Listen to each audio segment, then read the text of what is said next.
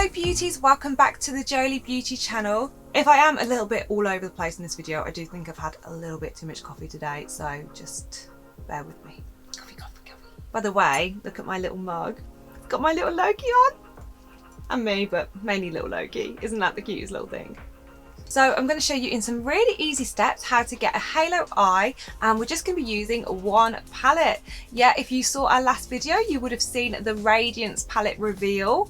If you haven't, I'll link the video just here so you can go and take a look. But watch this video first, I think. I'm watching you, not watching me. Just before we crack on with the tutorial, I do want to say thank you so much for all your support on the new palette. Your responses actually inspired this look. There were so many of you that said that they could imagine this palette for their wedding palette, which is honestly the most amazing compliment that we could ever get as a brand. So thank you so much. And I thought, why not do a soft halo cut crease? And this is definitely something that I would wear for a wedding personally.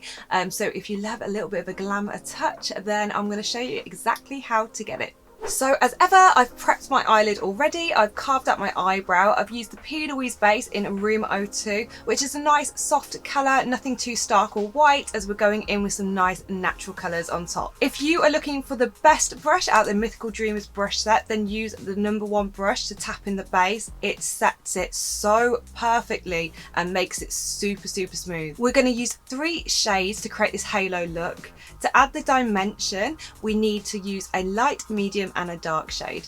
Starting with the lightest shade, So Extra, on a fluffy brush. This is the #3. I'm going to lightly start swiping this into my crease, creating the shape. You wanted the shape to be quite rounded on your eye and not to pull it out too much at the edges. I'm just going in with a sheer amount of this shadow because we want it to blend beautifully into the brow bone. As you might have seen in my other tutorials, normally we go in with the second darkest or the darkest shade first. With a halo eye, I like to go steady and just warm up my crease first so we can get the shape fitting right to the eye before we put anything drastic down. So as I said in the beginning, so many of you guys said you were stoked to use this palette for your wedding looks, which is absolutely amazing. As some of you might know, I got married a couple of years ago now, well, 1.5 years ago, and I wore something very similar to this on my wedding day. I think beautiful neutral browns never go out of style and they definitely suit everyone. Just going on to the next shade, I'm taking the shade Bronzed on a #4 brush, which is a slightly less fluffy brush. And I'm just going to place this slightly below where we've just mapped out that So Extra shade. This is to darken and deepen that crease.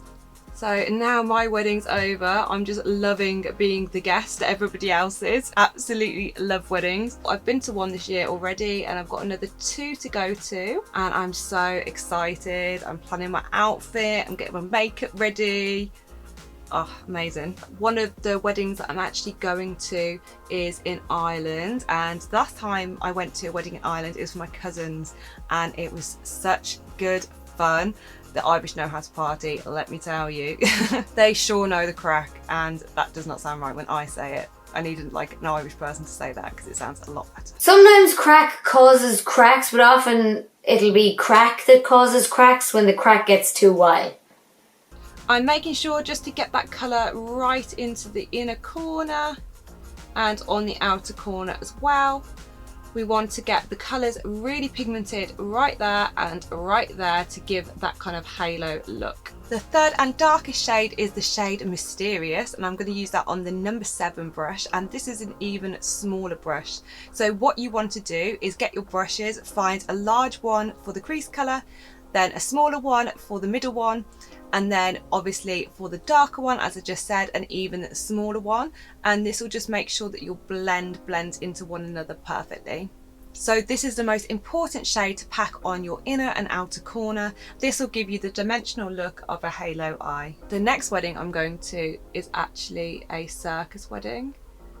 I am so excited for that. The couple do all sorts of acrobatics and trapeze and pole and all those kind of things, so I'm expecting there's going to be a little bit of that at the wedding as well. I hope they don't think that I'm going to be joining them, though after a couple of Prosecco's you never know, you never know.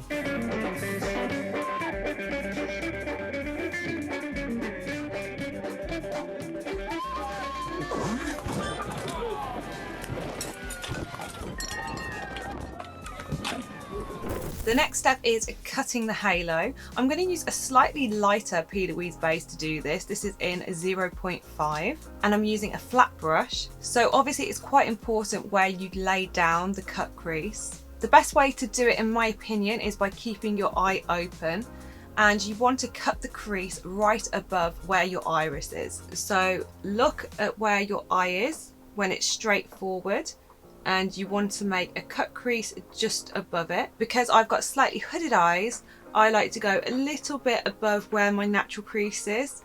If you don't have slightly hooded eyes, then you might get away with cutting exactly where your crease is. So it's all about playing around and seeing what suits your eye. And I think that's a really important thing to remember if you're looking at my tutorial or anybody else's tutorials. What works for one person might not work for you. So make sure to experiment with your beautiful face and find out what suits it. I find when you have cut the crease, if you just get a little pencil brush and blend the edges of the base down towards the edges of the eye, this helps with your blend when you start putting the shadows on top. Just make sure that the top of the cut crease remains untouched. That's my crease in place, and now we're going to go over with the shadows. We're going to take the same 3 shadows that we used before. So what I like to do is work from darkest into the medium, into the lightest, and then we're going to pop it with a bit of a shimmer in the middle. So taking a small blending brush, I'm going into the shade Bronzed and just popping it on the end of that halo. Then I'm taking the shade So Extra and popping that just on the edges of where I put down that shade. If you feel like your line is disappearing a little bit, you can always go in and touch it up a little bit with the base again, like I just did. The most important thing is just to keep that little bit sharp there. When that crease looks all soft and blended, we're going to go into the shimmer shades. I'm just going to spritz my brush a little bit to give it some extra oomph. And the first shimmer shade I'm going to take is the shade High Key. And I'm just popping that all over the centre of the eye. Speaking of embarrassing moments at weddings, I do have a little confession, I suppose. Don't judge me. So I said that I had 3 weddings this year. Well, one has already passed and was in January in Scotland. Absolutely incredible, by the way. Love Scotland, love Edinburgh, had a fabulous time. But me and my partner weren't really warned about Scottish dancing. Now, if you're Scottish, you will probably agree that there are quite a lot of traditional dances in Scotland, and it seems like you guys are tutored from a very young age. So DJ comes on, we get up on the dance floor, we're ready to party. We've had a couple of Prosecco's at this point, and everyone starts doing a dance. We thought, how hard could it be? It was hard. Really, really hard. We were so bad at this dance. We were ushered off the dance floor, back to our table. We didn't know our left from our right. We didn't know our spins. We couldn't count. It was a mess. It really was. So yes, my advice is if you're ever invited to a Scottish wedding and you don't know any Scottish dancing, then maybe do a little bit of practicing before you go, or maybe just stay in your seat, because that's probably a more sensible idea. We had an amazing time anyway, and I think the whole family fell over laughing at us. So as long as we made everybody entertained, then I'm all for that. So that's looking pretty good already, but if you want to take that extra little step, then you need to put the lightest shade on the smallest brush in the center of your lid, and that will give you the perfect 3D pop. I'm going to take the shade Pop, which is the lightest shimmer in the palette, and I'm just going to take a really thin brush and just concentrate this light shade right in the center, and don't take it too wide because that's what gives you the 3D effect. So make a skinny little column and make sure it's right above where your pupil is as well. And as you can see, that is the thing that really makes the look a halo eye. Before that, it looks really flat.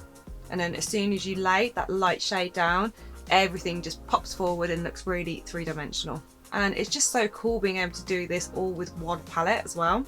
If you wanted to make this really dramatic, you could also add like a little bit of blackout here here and around there, though I wouldn't recommend doing that right away when you're practicing, because with the softer colours you've got a little bit more room for error. It really is about blending, so if you feel like you've put too much of the light colour down, go back to the shade down, blend it in, put it back onto the popping colour, blend it in. Just keep going until you feel like it goes from one colour to another seamlessly across the eye. Next up, I'm taking my Inkblot gel liner. This is a black, and I'm taking this on my top waterline. I'm going to tight line, and then I'm just going to do a thin line on my lid as well. Does anybody else have to have their like mouth wide open when they do eyeliner? I'm like this. Keep that mouth shut. Slowly keep the mouth shut. My husband's always commenting about that. He's like, can you actually keep your mouth shut when you do that? And I'm like, no, I can't. Maybe he should keep his mouth shut. Gubby, gubby, gubby, more gubby. I do tell a lie, I'm not going to use Inkblot. I'm going to use the Marc Jacobs Spell Tip liner to line at the top of my eye. If I'm honest though, I wouldn't recommend this liner. It does not go on very smoothly, but it's the only one I've got at the minute. Obviously, when I'm using liner on other people, I tend to use gel liner just because it's not very hygienic to use the same felt tip on everybody. Lovely jubbly. I'm just going to curl my lashes a little bit and add some mascara. Ouch. These torture devices. I'm not used to it. I just normally put false lashes on. But it does make a big difference curling them. I'm trying to grow my lashes out at the minute, so I'm avoiding glue. There we go. And taking the Essence What the Fake mascara, I'm just going to put that on. Before I do my under eye, I'm just going to pop off, do the rest of my face, and I'll be back in a sec.